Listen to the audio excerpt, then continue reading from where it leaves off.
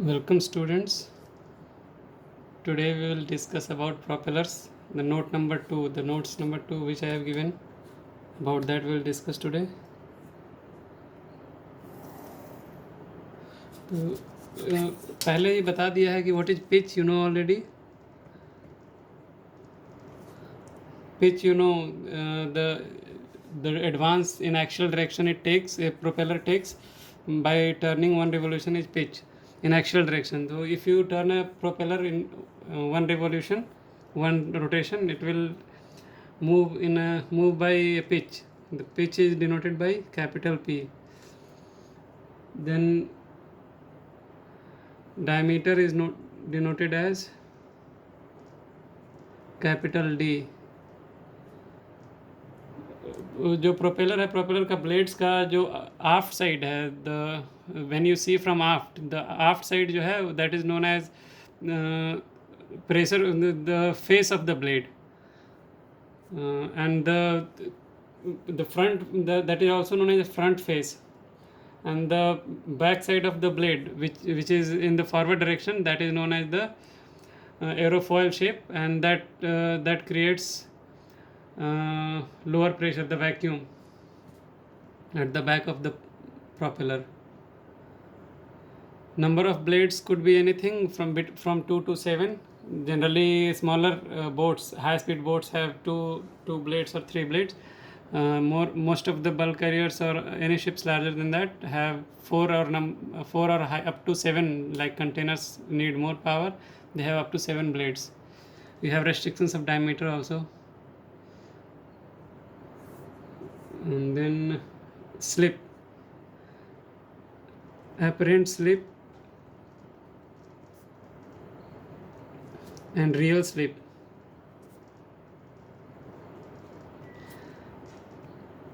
जब भी you have a theoretical speed of a ship, theoretical speed क्या होगा, जैसे अगर एक प्रोपेलर है एंड एक सेकेंड में ये 5 टर्न करता है, then 5 into pitch will be speed of the actual speed of the theoretical actual speed of the propeller.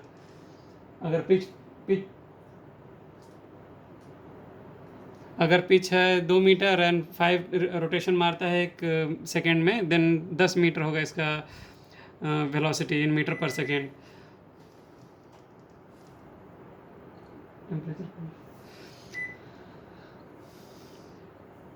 तो अगर हम theoretical speed निकालें, theoretical speed is denoted as Vt. Vt will be pitch into number of revolutions per second. Number of revolution per second is normally denoted as small n in general. Now the slip is the ship cannot move with the theoretical speed. Nut bolt नहीं है कि जितना turn घुमाएंगे उतना pitch advance करेगा. If 2 turn घुमाया तो 2 pitch advance कर गया. नट बोल्ट स्लिप नहीं कर सकता. बट प्रोपेलर है, it will slip in water में. तो if you hold the ship by rope और anything, the propeller will keep turning and ship will not move. It will slip by 100%. तो normally जब चलता भी है तो देर इज़ ऑलवेज स्लिप. तो अपेरेंट स्लिप में क्या होता है कि जो थियोरेटिकल स्पीड है और जो शिप का speed with respect to land, that is considered. तो theoretical speed is Vt, V is ship's speed. तो ये हो गया apparent slip speed. Apparent slip speed is Vt minus V. तो अगर स्लिप कैलकुलेट करते हैं तो स्लिप जो है परसेंटेज में जब लिखते हैं तो इस किसी से डिवाइड करके 100 करना पड़ेगा, तो जो थियोरेटिकल स्पीड है वही डिनोमिनेटर में आएगा. तो apparent slip will be V theoretical minus ship speed. Ship speed will be with respect to ground, and the denominator will be theoretical speed.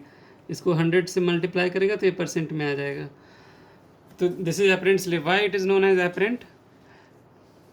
क्योंकि जो V है, V कैन चेंज. अभी समझ लो कि शिप चल रहा है and there is a current down stream, river में है, डाउन स्ट्रीम करेंट है. तो even if you don't have any engine speed at that time, say you have stopped the engine, theoretical speed is nothing, and ship is moving backward, there is minus speed, then you anyway have a slip, you will get some slip.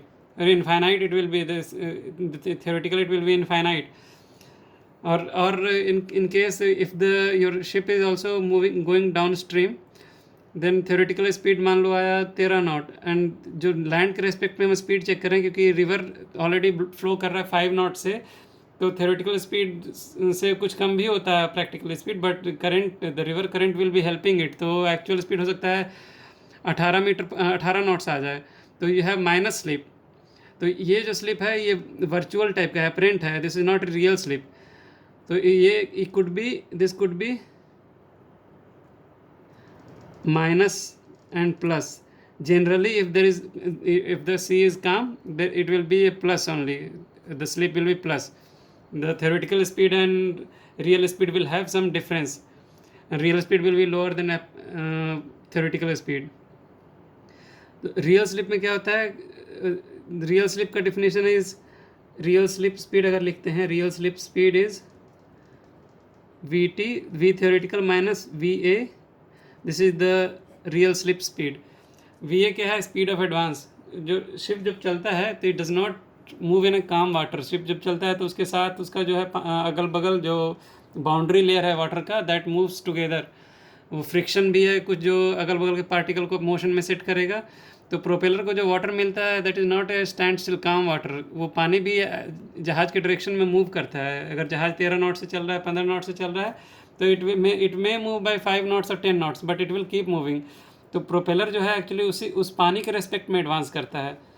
तो you have a water moving already in the desired direction, वो 10 not से चल रहा है, propeller उसके आगे अगर उस पर 5 नॉट से एडवांस किया तो टोटल स्पीड जहाज़ का होगा 10 + 5 with respect to land, that will be 15 knots. तो जो रियल स्लिप है, प्रोपेलर तो एक्चुअली जो पानी ऑलरेडी मूव कर रहा था उसके रेस्पेक्ट में स्पीड कितना हुआ, वी एडवांस ओनली। जो मूविंग वाटर है उसके रेस्पेक्ट में the speed is V A, the speed of advance, this is also known as speed of advance.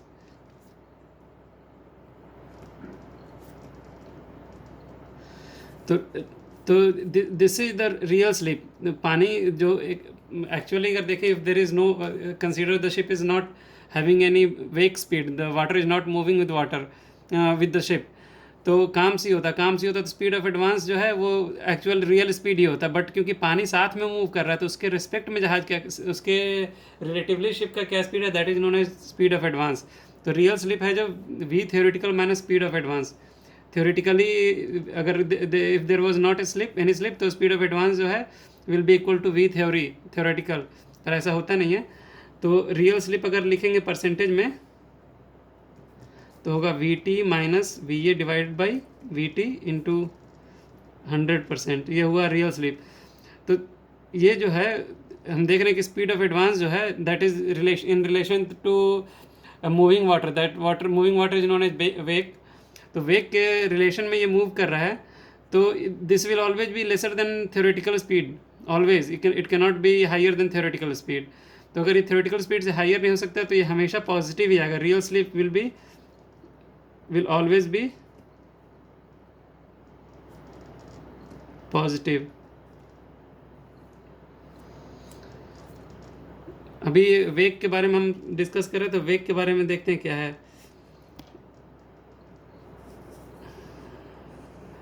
If this is a ship,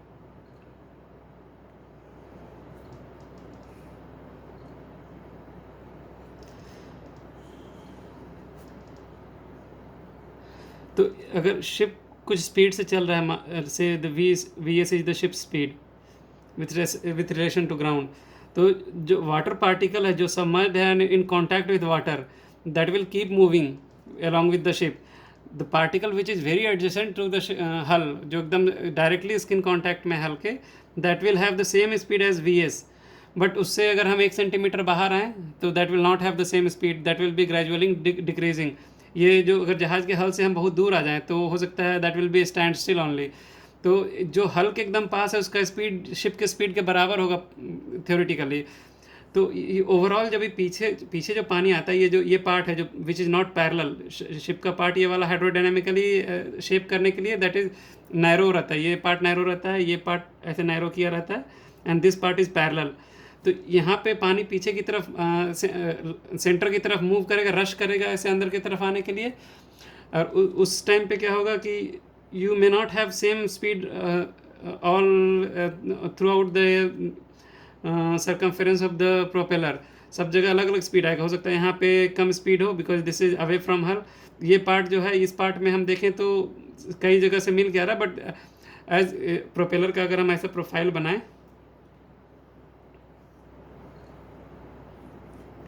तो as you move away from the centre the wake speed, जो पानी का speed है यहाँ पे बहुत कम होगा, may be 0.1 of the ship speed. यहाँ अगर इस एरिया में आए तो हो सकता है 0.3 ऑफ वी एस हो सकता है सेंटर में it will B 0.9 V S. तो इसका एक लाइन बनता है ऐसा टाइप का कि ये वाला लाइन जो है इसके अंदर है 0.3 वी एस, ये वाला लाइन जो है दैट इज़ 0.1 वी एस। तो ऐसे जैसे जैसे हम दूर जाते हैं the speed keeps reducing the wake speed. तो वही उसी को हम वेक बोलते हैं। वेक सेट होने का कई कारण है क्यों वेक होता है। एक तो है जो स्ट्रीमलाइन फ्लो है, reasons for wake is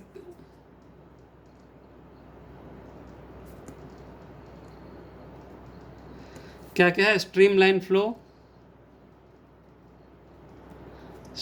flow along the ship. दूसरा है जो वेव क्रिएट होता है जहाज़ की वजह से, उसके वजह से। और तीसरा है जो boundary layer created, that is boundary layer created by हल। बाउंड्री लेयर क्या है, जो फ्रिक्शन से जो पानी का मोशन सेट होता है जहाज के डायरेक्शन में, the one which is adjacent to the hull will have the same speed of the ship, and as we move away from the hull वो स्पीड कम होता जाएगा धीरे धीरे। और जब पीछे आता, पीछे ऐसे जो कोनिकल पार्ट है उसमें से गस्ट कलेक्शन होगा, तो स्पीड जो है सेंटर, प्रोपेलर का सेंटर में अलग स्पीड है, प्रोपेलर से अवे जाते हैं तो अलग स्पीड है। तो प्रोपेलर जो है एक्चुअली वर्क करता है वेरिएबल फील्ड में। तो हम जब वेक स्पीड बोलते हैं तो वी कैन नॉट से द सेंटर स्पीड और the speed at the periphery. हम एक पेरीफेरल स्पीड भी नहीं ले सकते हैं, सेंटर का स्पीड नहीं, तो इसका एक एवरेज वैल्यू कैलकुलेट करते हैं। नॉर्मली प्रोपेलर के डिज़ाइन में वेक स्पीड और जहाज़ के डिज़ाइन में वेक स्पीड कंसिडर करना बहुत ज़रूरी है, but wake one of the most complex चीज़ है जिसको अभी भी 90% डिज़ाइन में कंसिडर नहीं करते हैं। हम लोग बस जहाज़ में ऐसा है कि बनाते, थ्योरी बहुत सारा है but which is not applicable, everything is not applicable in designing.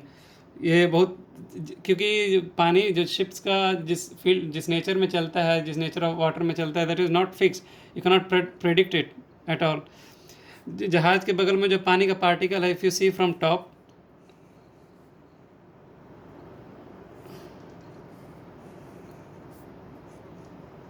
If you see from top, तो अगर यहाँ पे से अगर इतना पानी का यहाँ पे जमा है तो ये ऐसा मूव कर रहा है, तो this will also have a circular motion, क्योंकि टच कर दिया तो ये ऐसा रोटेट करेगा साथ में पार्टिकल।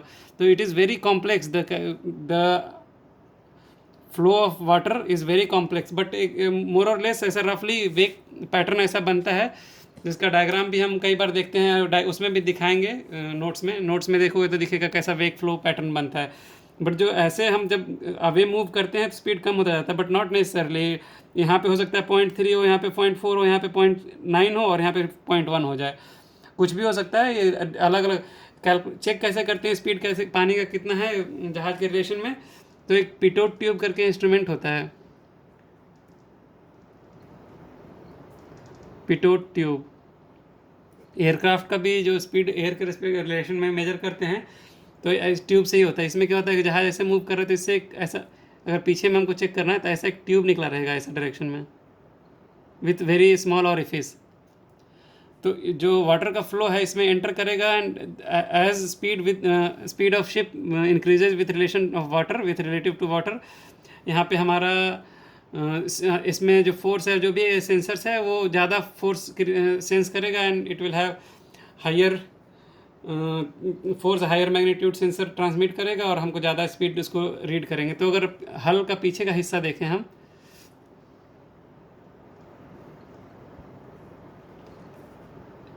से this is the propeller periphery है, तो अलग अलग जगह पे पिटो ट्यूब लगा रहेगा, यहाँ लगा रहेगा, और नीचे पानी सबमर्ज एरिया, बट ऐसा ऐसा वेरियस पिटो ट्यूब सेट रहेगा सब जगह, so that you can know the wake field. ये रियल शिप में भी ट्राई करते हैं एंड मॉडल्स में भी करते हैं, वेक कैलकुलेट करने, चेक करने के लिए कितना वेक फ्लो आता है। दिस इज वेक, नोट्स में एक बार देख लेना, वेग का एक बार और एक नोट्स भेजूंगा बाद में। तो वेग का जो है, वेग कभी भी इसका कैलकुलेशंस में यूज़ है, बट थ्योरेटिक डिज़ाइन में, शिप डिज़ाइन में not more than 20 or 25% ships are using considering in design. Wake factor एक है भी, वेग फैक्टर, वेग फ्रैक्शन और फैक्टर बोलते हैं। तो वेग फ्रैक्शन, अगर हम वेग स्पीड निकालें, अगर शिप का स्पीड v है और v और may be vs is ship speed,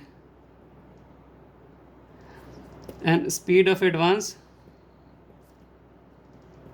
is va, तो वेग का स्पीड कितना होगा बताओ? वेग का स्पीड होगा,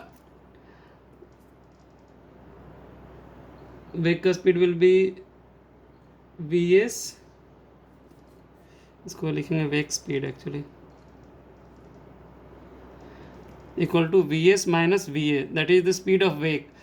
तो जहाज va से, वाटर के रिलेशन में va से मूव किया और वेग मूव कर रहा था वेग स्पीड से, तो vs will be va plus wake speed. It is very simple. तो वेग फ्रैक्शन लिखने के दो फॉर्म है, एक है टेलर्स का फॉर्म, टेलर्स, एंड दूसरा फ्राउड्स। टेलर्स में क्या बोलता है कि the Taylor's wake fraction is written as WT is ship speed minus speed of advance divide by ship speed.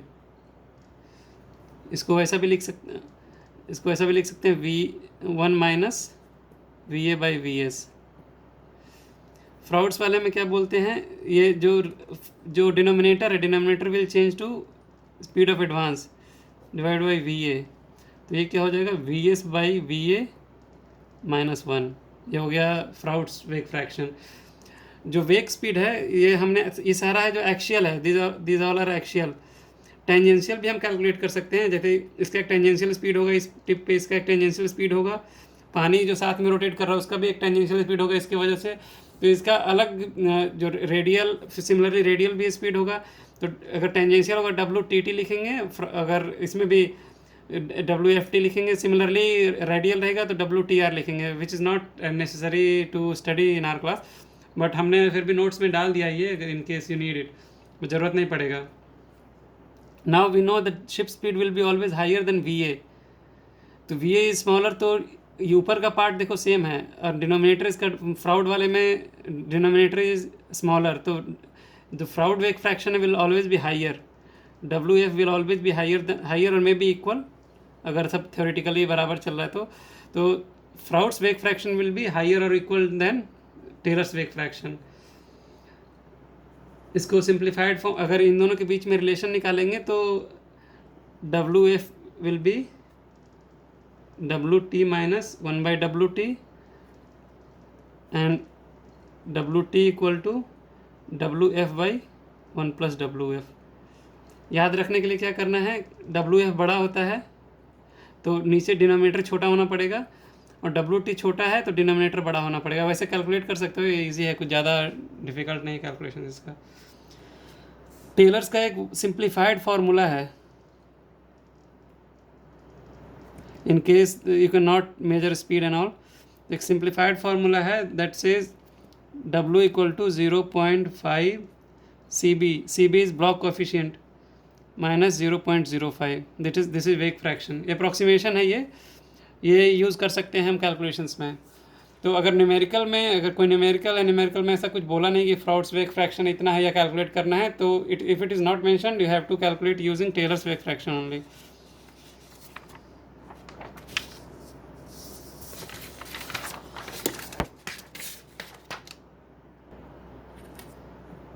Now let us see in comparison between all the different speed, like V theoretical, V ship speed जो हो गया, VA that is speed of advance, wake fraction हो गया, wake fraction नहीं देख पाएंगे but slip we can see apparent slip,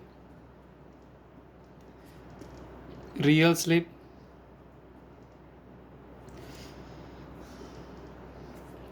तो अभी पहले अगर if we consider this much is theoretical speed, if this is theoretical speed, तो और if the ship is moving in calm sea, तो जो theoretical speed से ship speed कम होगा, if there is no against or supporting wind, तो ship speed से जो है theoretical speed कम होगा.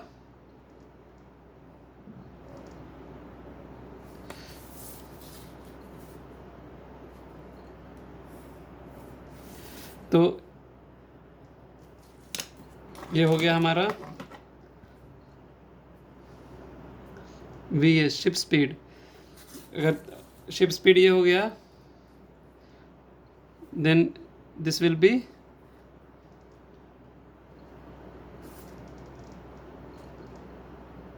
apparent slip speed.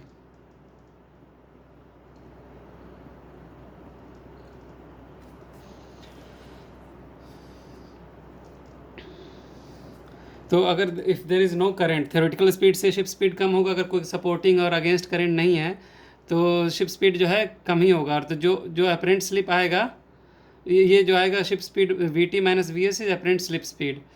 अभी स्लिप जो अगर हम देखें क्या बोलते हैं, स्पीड ऑफ एडवांस को कंसीडर करें, तो अभी क्या होता है, जो शिप स्पीड है, शिप स्पीड जो स्पीड ऑफ एडवांस होता है वेग के रिलेशन में चलता है, वेग फ्लो के. तो जो शिप स्पीड है विल बी वेग स्पीड, जो वेग एक फॉरवर्ड डायरेक्शन में चल रहा है, प्लस जो स्पीड ऑफ एडवांस है दैट बिकम्स शिप स्पीड. तो अगर शिप स्पीड को दो पार्ट में डिवाइड करें तो ये बन गया एक, दिस इज टू पार्ट. तो अगर हम यहाँ पे डिवाइड करें इसको ऐसे, तो अगर हम इसको कंसीडर करते हैं, if this is speed of advance, speed of advance, तो ये क्या होगा, this will B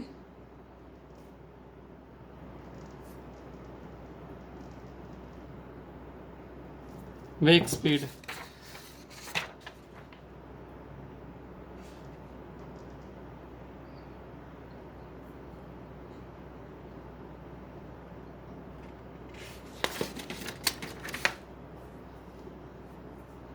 Speed of advance, this is wake speed, that is Vs minus Va.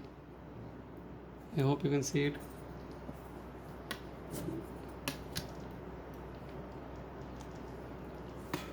अभी जो रियल स्लिप है, रियल स्लिप क्या होता था, theoretical speed minus speed of advance. क्योंकि एक्चुअली तो स्पीड ऑफ एडवांस से जो पानी के रिलेशन में हो रहा है स्पीड, वही रियल प्रोपेलर का वर्क है. तो theoretical speed minus V A will be real slip.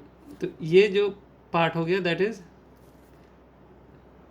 Real slip, real slip speed.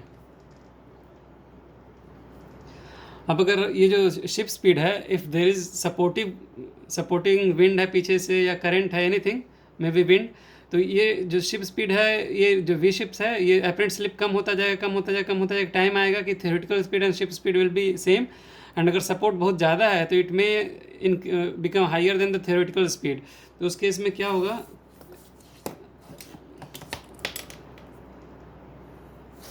उस केस में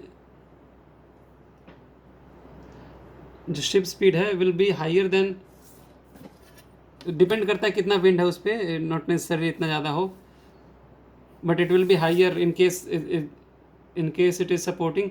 तो ये भी हायर स्पीड हो गया. तो दिस इज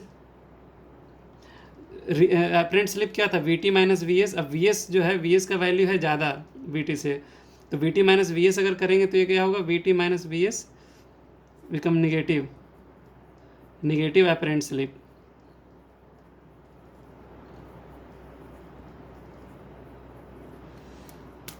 तो ये किस कंडीशन में होगा, नेगेटिव अपेरेंट स्लिप कब आएगा, when you have in case of favourable wind or current, which is usual. You may get in, say you have a small voyage from of 10 days from Atlantic to from Europe to USA. When you come return, maybe while going you have against wind or current, mostly current. In the same season if you come back you will have supportive, because the current, the sea current normally in a season have particular direction. The warm water start moving from equator towards polar region. So in that case what happens, if say this is American land, and से this is Europe, तो और यहाँ पे equator है, तो water जो है ऐसा, वाटर का करंट जो सेट होता है ऐसा। एंड ये सिमिलरली जब सीजन चेंज होगा तो द डायरेक्शन विल चेंज, जो करंट पानी का है। तो when you come from that side, when you come from this side this will oppose you, and when you go from this side this will help you to get higher speed. तो आते time say for to get 13 knots speed you had to run engine at 104 rpm, maybe return जाते time Europe you will have to run at maybe 98-96 rpm only, and you will have very less consumption of fuel as compared to the westbound voyages.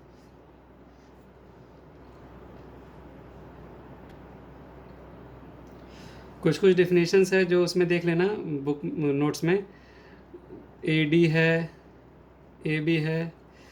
तो ए D है जो is known as blade, developed blade area, developed blade area including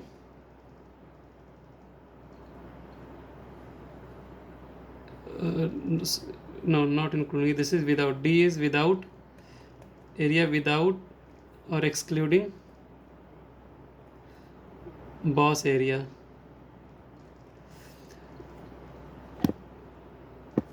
and A B जो है developed blade area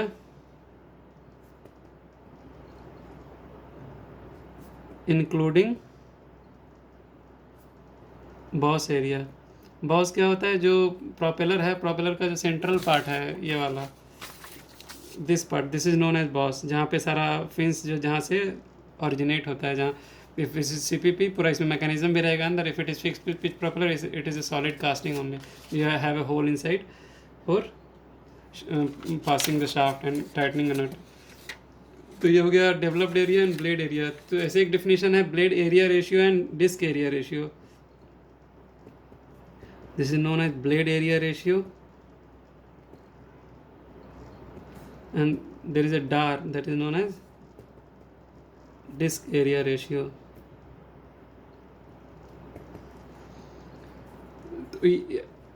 Blade area is AD by pi by 4 d square.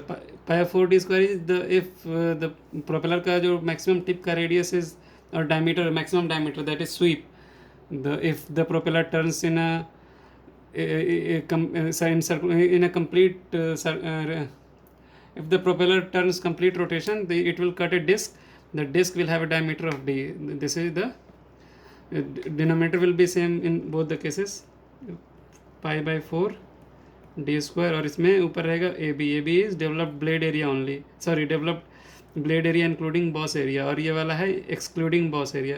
याद रखने के लिए क्या है, बार में जो है you will have A D not A B, डार में है it will be A B not A D. तो ये डी वाले में बी आता है, बी वाले में डी आता है। A D is developed blade area excluding boss, and A B जो है developed blade area including boss area. तो ये B stand for boss. Boss अगर इंक्लूड हो गया तो it will be A B, if boss is not included it is A D.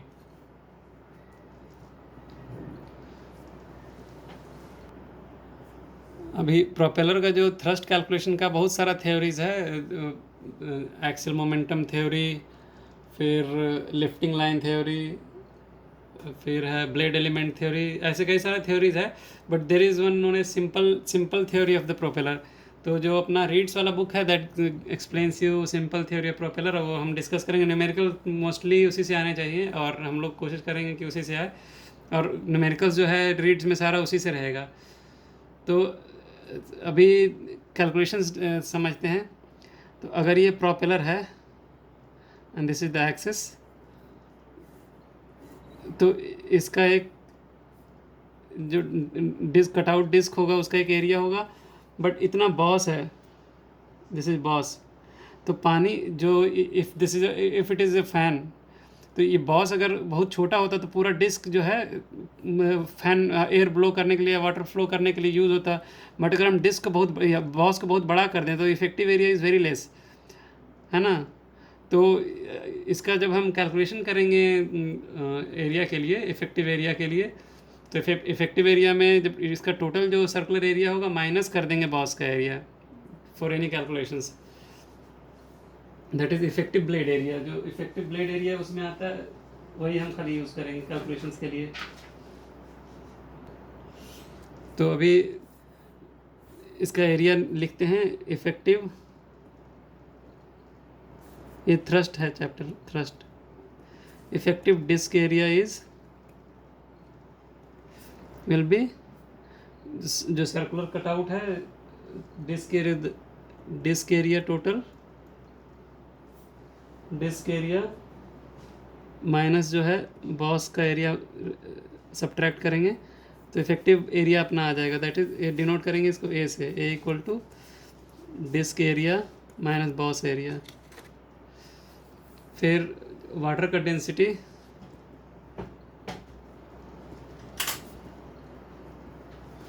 रो हो गया। If the normal sailing condition, if the ship is sailing, एक wake flow है and तो wake के रिलेशन में जहाज का जो मूवमेंट है that is known as speed of advance. तो जब ये जहाज मूव कर रहा है, प्रोपेलर भी मूव कर रहा है, तो पानी जो हमारा स्पीड ऑफ एडवांस है that is in relation to the speed of the wake. ये पानी जो फ्लो कर रहा है इसके रिस्पेक्ट में that is speed of advance. तो जो प्रोपेलर पे जो water which is coming on to the propeller, the incident water will have a speed of V A with relation to the with relative speed, जो with propeller का relation में that speed will be V A. तो और theoretically propeller कितना चलना चाहिए एक second में, if the N is revolution per second, तो थियोरेटिकल स्पीड कितना हो गया, theoretical speed will be pitch into revolution per second. Pitch अगर मीटर में है, रिवोल्यूशन पर सेकेंड में, that will be in metre per second. Theoretical speed आ गया। अप्रोच, जो पानी का जो अप्रोच स्पीड है to the propeller that is incident water flow, incident water speed, incident water speed is V A. तो change in speed, propeller पे आया स्पीड वी ए से एंड जो पानी को थ्रो करेगा that will be P N. तो डिफरेंस जो प्रोपेलर का जो वर्क किया, प्रोपेलर लोअर स्पीड में वाटर को रिसीव किया था and pumped at higher speed, तो जो चेंज इन वाटर वेलोसिटी कितना हो, P N minus V A, ये हो गया चेंज इन वाटर स्पीड। अभी ये पी एन है पर सेकेंड का स्पीड है एंड वी ए को अगर नॉट में कंसिडर ना करें, मीटर पर सेकेंड में करें, तो अगर वाटर वेलोसिटी जो एक सेकेंड में इतना चेंज होता है तो acceleration will be P N minus V A, that is acceleration also, है ना। और जो हमारा स्लिप था, द रियल स्लिप हमने क्या देखा था, रियल स्लिप का is theoretical speed minus speed of advance by V T. इसको अगर हम एस से इसको एस से डिनोट करें, एस, तो इसको हम लिख सकते हैं S equal to 1 minus V A by V T, और V A by V T is 1 minus S.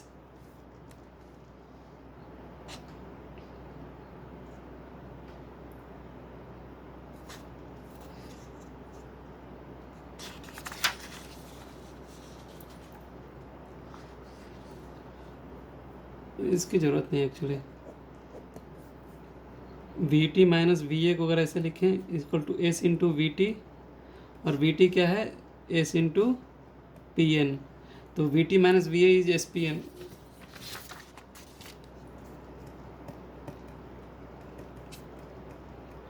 इसको एक्सेलरेशन भी लिख सकते हैं, V T minus V A was acceleration.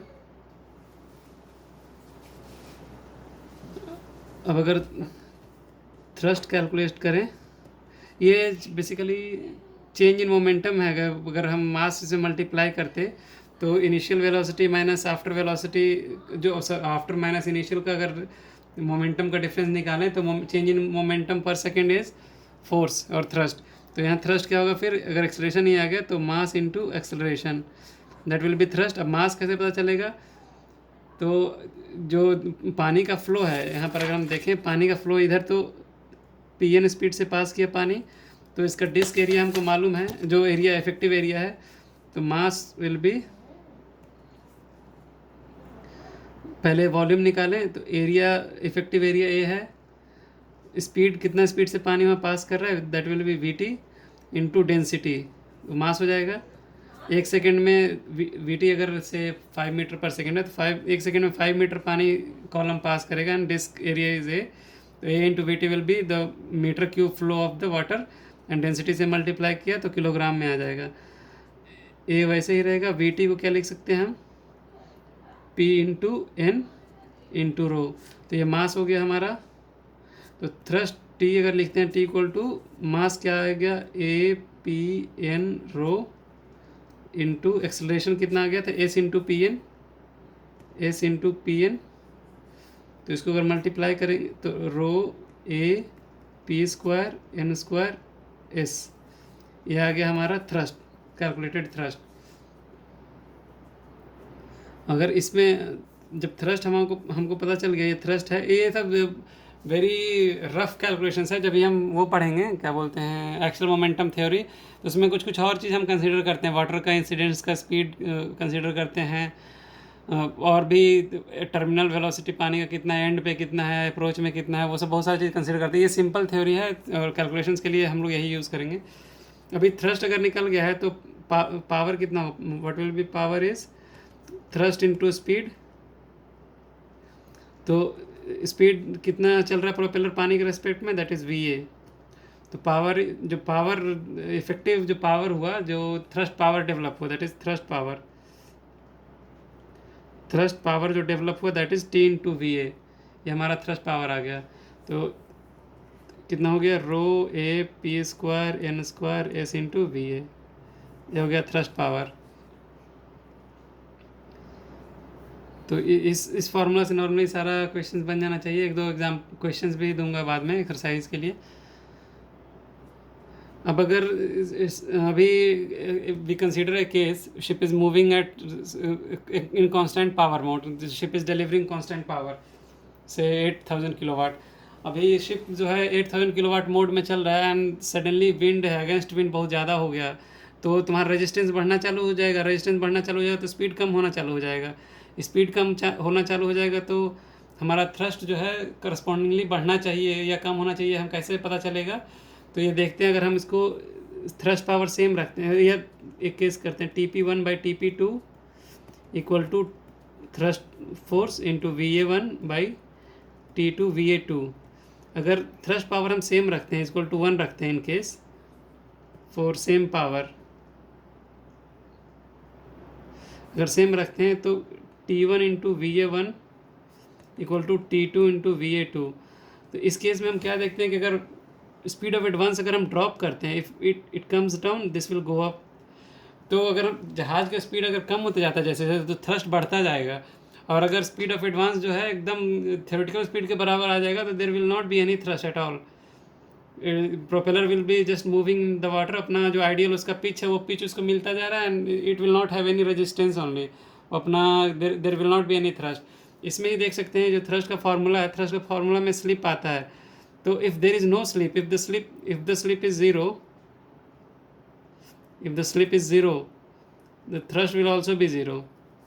ये हम देख सकते हैं तो the ship will never have a speed equal to the theoretical speed. If it is equal to theoretical speed, then somebody else or some other force is pushing the ship in the direction, maybe somebody is towing, or maybe the wind is supporting from behind, anything, but if it is not having any slip, then some other force is pushing the ship, not the propeller. तो अगर wind रहेगा तो अगर velocity drop होता जा रहा है तो थ्रस्ट हमारा बढ़ता जाएगा, थ्रस्ट बढ़ता जाएगा तो थ्रस्ट कहाँ पे जाएगा, ये जाएगा थ्रस्ट बेरिंग पे, और थ्रस्ट बेरिंग पे इसका इफेक्ट दिखेगा, the temperature will increase somewhat, but not necessarily कि बहुत ज़्यादा बढ़ जाए, थोड़ा बहुत थ्रस्ट वेरिएशन से लूब ऑयल जो है, लूब ऑयल का फ्लो वही टेम्परेचर मेंटेन कर रखता है। बट थियोरेटिकली अगर हम देखें तो वेलोसिटी, अगर स्पीड ऑफ एडवांस ड्रॉप होगा तो थ्रस्ट बढ़ेगा, अगर स्पीड ऑफ एडवांस बढ़ता जाएगा तो थ्रस्ट ड्रॉप होता जाएगा।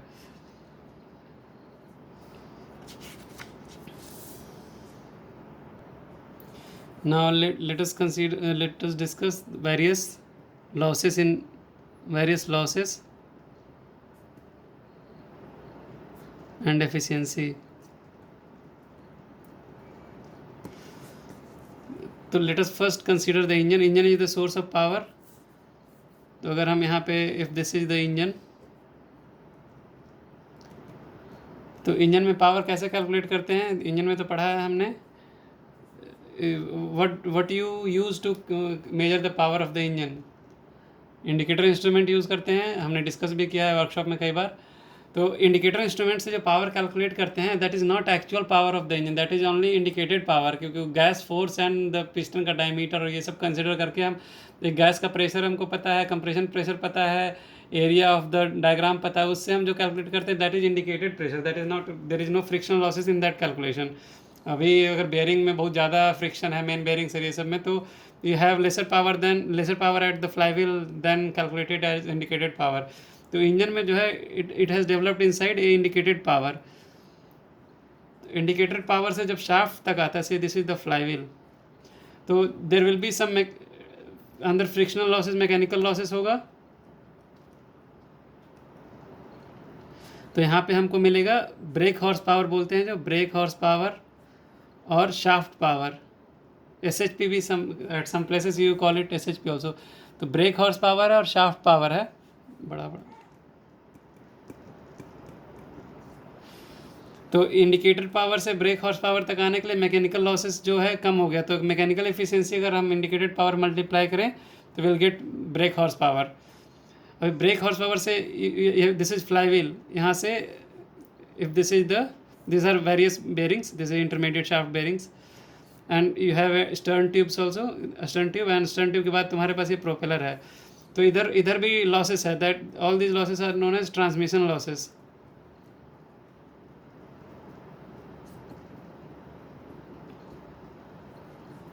तो इस एंड पे यहाँ पे जो हमको पावर मिल रहा है दैट विल बी नोन है, यहाँ पे हमने ट्रांसमिशन लॉसेस किया तो इससे शाफ्ट पावर और जो ब्रेक हॉर्स पावर उससे कम यहाँ पे हमको फोर्स मिलेगा, पावर मिलेगा. This power will be known as DP, that is delivered power. यहाँ पे हमको एट द टर्मिनल कितना डिलीवर्ड पावर मिल रहा है दैट इज DP. अभी DP मिल गया तो अभी इसके बाद ट्रांसमिशन लॉसेस बहुत ज़्यादा नहीं होता है, it can be up to 5%. अगर 5% ज़्यादा हो रहा है तो बहुत poor transmission system. Mechanical losses can be 20 up to 20%. Mechanical losses में बहुत सारा चीज़ है, जैसे अभी इंजन इंडिकेटेड पावर डेवलप करता है, then you have to drive, अगर 6 सिलेंडर का 6 फ्यूल पम्प को ड्राइव करना at very high pressure, then you have exhaust valve, you have very many shaft, cam shaft, chain, you may have attached pump also. तो बहुत सारा चीज़ है जो power loss करता है. तो ये mechanical losses can be up to 20%. अभी इसके बाद शाफ्टिंग में 5% लॉस हो गया and you get delivered power. Delivered power यहाँ पे अवेलेबल. अब प्रोपेलर का कितना प्रोपेलर का एफिशिएंसी भी हो सकता है, अगर ब्लेड का डिज़ाइन अच्छा नहीं है तो ज़्यादा एफिशिएंसी नहीं देगा. अगर उससे बढ़िया ब्लेड है तो you will have better output at the as the thrust power. तो इससे जो थ्रस्ट पावर निकला TP, that is thrust power. तो ये प्रोपेलर का जो एफिशिएंसी होता है, propeller efficiency is somewhere around 60 to 70%. यह इतना हमको थ्रस्ट पावर मिलेगा. तो कितना फ्रैक्शन हो गया, अगर इसमें अगर इंडिकेटेड पावर 100 है तो यहाँ पे शाफ्ट पे हमको कितना मिलेगा, 80 मिलेगा, 20% कम हो गया. देन 80 का 5% ने ट्रांसमिशन में लॉस हो गया, तो 4 कम हो गया, it is 76 at this point. 76 का अगर 60% ही हमको यहाँ पे मिलता है थ्रस्ट पावर, तो 76 इंटू 0.6 करेंगे तो जो आएगा समवेयर अराउंड 45 और 46 kilowatt you will have as thrust power. इस तरह से कम होते जाता है. तो ये प्रोपेलर का डिज़ाइन बहुत इंपॉर्टेंट है कि अगर अच्छा से डिज़ाइन किए, this loss is huge substantial. अगर बाकी जगह से कंपेयर करें, दिस पार्ट को इसको हम रिड्यूस नहीं कर सकते, ये मिनिमल है ऑलरेडी. तो प्रोपेलर देखो कितना ज़्यादा, 30%, 40-30% तक लॉसेस है इधर. तो इसको अच्छा इंप्रूव करना बहुत ज़रूरी है. तो इस चीज़ को बाद में हम कंसिडर करते हैं डिज़ाइन में. ब्लेड एलिमेंट थ्योरीज और एक्सटर्नल मोमेंटम थ्योरी इसमें कंसिडर करते हैं. उसके बाद क्या होता है, ये जो थ्रस्ट डेवलप भी करता है प्रोपेलर, तो this is not completely used by the ship. वो और भी लॉसेस है इसमें. क्या होता है कि if we see the profile of the water at water level, जहाज का शेप अगर हम देखते हैं, this is because of bulbous bow. And aft का जो पार्ट है, आफ्ट का पार्ट भी बहुत फाइन होता है up to the propeller to have better water flow ऐसा होता है। अभी क्या होता है कि प्रोपेलर जब चलता है, प्रोपेलर का ड्राइविंग फेस और जो प्रेशर फेस है, जो मेन ड्राइविंग फेस है, if the profile of the blade is like, and this is the leading edge, this is trailing edge. तो इसमें क्या होता है, इधर वैक्यूम बनता है, ये बिहाइंड वाला साइड है, तो इधर जो वैक्यूम बन रहा है, निगेटिव प्रेशर जो हो रहा है, तो ये वाला जो जोन है, this is negative pressure zone है, क्योंकि ये प्रोपेलर आगे में है, निगेटिव क्रिएट करता है और इधर प्लस प्रेशर क्रिएट करता है, इधर पॉजिटिव प्रेशर है, इधर निगेटिव प्रेशर है। तो ये जो निगेटिव प्रेशर है दैट अफेक्ट्स द हल ऑल्सो, ये निगेटिव प्रेशर है जो हल को पीछे की तरफ पुल करता है, एक रेजिस्टेंस क्रिएट करता है। तो ये निगेटिव प्रेशर जोन है, ये निगेटिव प्रेशर जोन की वजह से the ship will have a backward pull. तो जितना थ्रस्ट ये प्रोपेलर दिया है will not get effectively complete.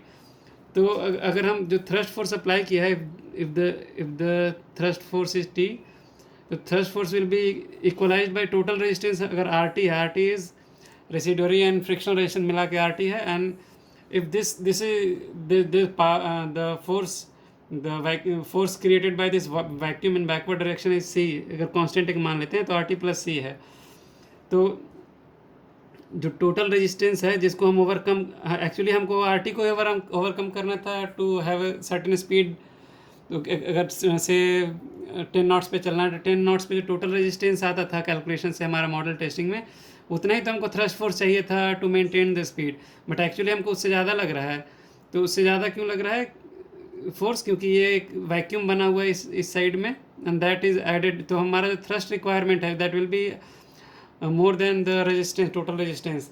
तो आर टी को अगर हम इसको लिखें तो टी माइनस सी लिख सकते हैं, और टी को कॉमन ले लिए तो 1 minus this will be known as T, this is thrust deduction factor.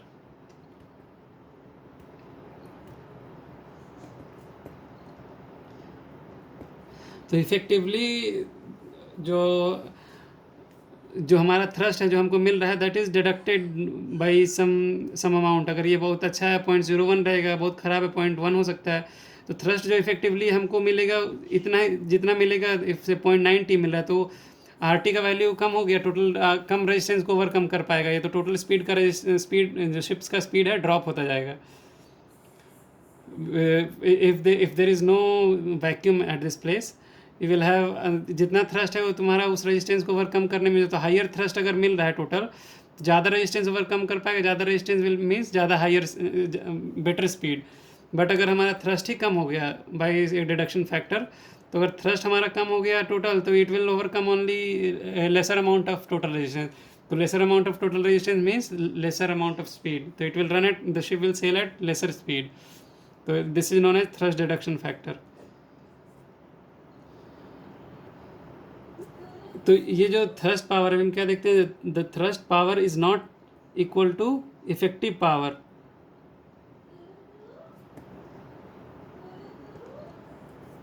है ना, effective power is lesser, effectively हमको कम पावर मिल रहा है क्योंकि यहाँ ये खा जा रहा है। Effective power is needed to overcome only R T into the speed, पर यहाँ पे तो हमको कम थ्रस्ट मिल रहा है because of the reduction factor.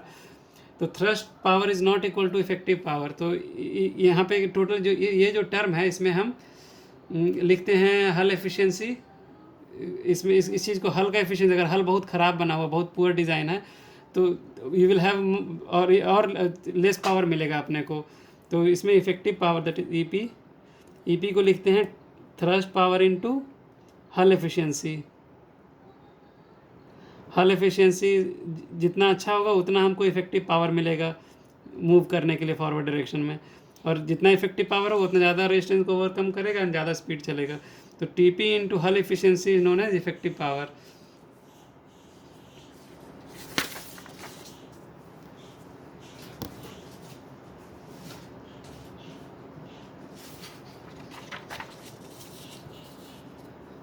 Effective power जो है ये हम